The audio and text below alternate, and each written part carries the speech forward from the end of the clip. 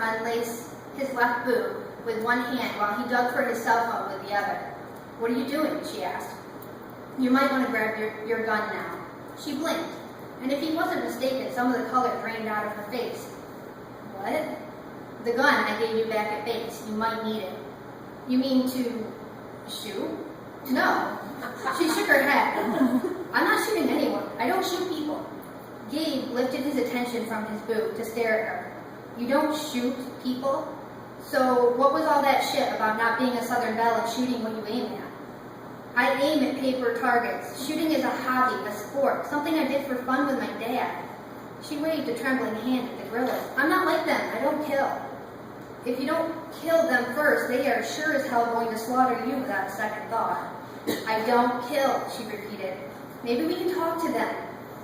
And afterwards we can hold hands and sing Lean on Me." "Christ, what world do you live in?" "One where violence breeds violence." "Yeah, that's exactly right." He jerked his thumb at the guerrilla soldiers methodically making their way down the line of cars. "But when violence is the only language your enemies know, you gotta learn to speak it too." Jaw set at a stubborn angle, Audrey vehemently shook her head. "I won't kill anyone."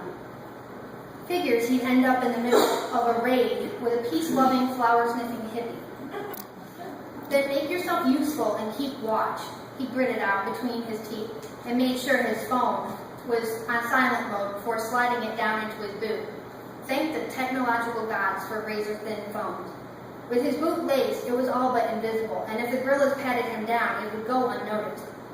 If they made him strip, then he might have some issues.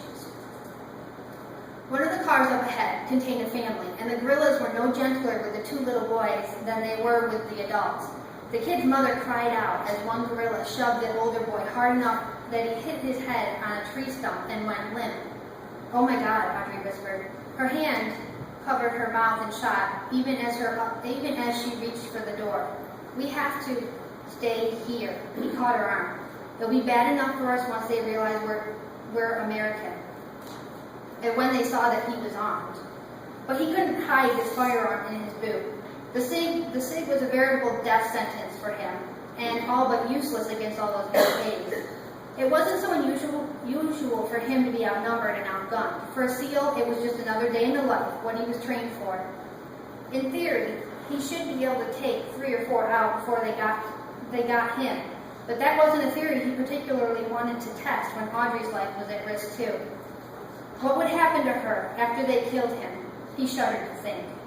She struggled against his hold. "But the boy, his parents have him. Don't draw any unnecessary attention to us, Audrey. They'll notice us soon enough." You're going to leave it like that?